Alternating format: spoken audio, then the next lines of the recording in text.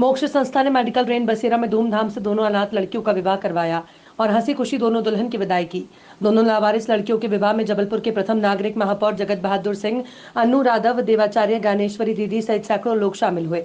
खास बात यह है कि इस विवाह में किसी को भी कार्ड देकर नहीं बुलाया गया।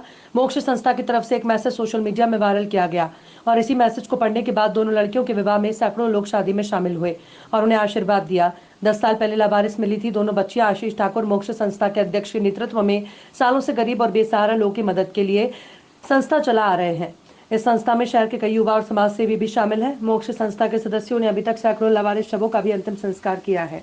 जैसा कि आपको विदित है कि 2 दशकों से ज़्यादा समय से मोक्ष पीड़ित मानवों की सेवा करता है। इसी क्रम में हम असहाय जीवनों को सहारा देते हैं और उनके जीवन की रक्षा करते हैं। कुछ वर्षों पहले हमको 2 युवतियाँ मिली थी। हमारे पास 4 युवतियाँ हैं। पहले जो बच्चियाँ थीं अब युवतियाँ हो गई और उनके परिवार की जानकारी हमको नहीं थी और आज भी नहीं हो पाई और समय रहते रहते वो युवा हो गई और हमने उनका बड़ा ख्याल रखा। पूरे मोक्ष परिवार ने, समाज के सभी लोगों ने मिलकर, और अब हम उनका विवाह कर रहे हैं। उनको मोक्ष के द्वारा ही उनको नाम दिया गया और मोक्ष ने उनकी पसंद से ऐसे युवक को चुना और ऐसे दूल्हे को चुना जो उनकी हमेशा रक्षा कर पाए और उनके जीवन को, गृहस्थ जीवन को पूरा कर पाए। इसी क्रम में आज दिनांक 22 तारीख को हम लोगों को विवाह किया। कैसा होगा? लगभग 2 माह पे काफ़ी 2 वर्षों से चर्चा जरूर चल रही थी, पर 2 माह के अंदर ये निर्णय हुआ कि शादी की जाए और जब बच्चियों से बात की गई उन्होंने पसंद किया।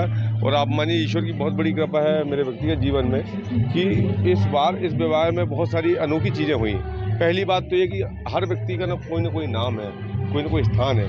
मोक्ष का दिया हुआ नाम और मोक्ष के माध्यम से जीवन जा रहे हैं तो निश्चित रूप में एक बड़ी बात है हमारे लिए भी। और सबसे बड़ी बात यह रही कि किसी भी रूप में किसी प्रशासनिक रूप से, किसी राजनीतिक रूप से कोई सहयोग नहीं लिया गया। कितनी बड़ी बात है। और मोक्ष लावारिस निराश्रित आश्रम मेडिकल कॉलेज में जो है मोक्ष परिवार के द्वारा संचालित है और आशीष ठाकुर जी प्रमुख रूप से उसमें सब कुछ देखते हैं। यहाँ पर निराश्रित 2 बच्चियाँ थीं।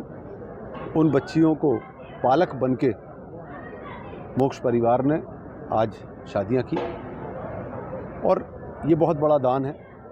मैं ऐसा मानता हूँ कन्यादान सबसे बड़ा दान है और वो तब जबकि निराश्रित बच्चे हों और उनके लिए आप विवाह करो और वो भी वैसा विवाह जैसे एक मध्यम परिवार में होता है।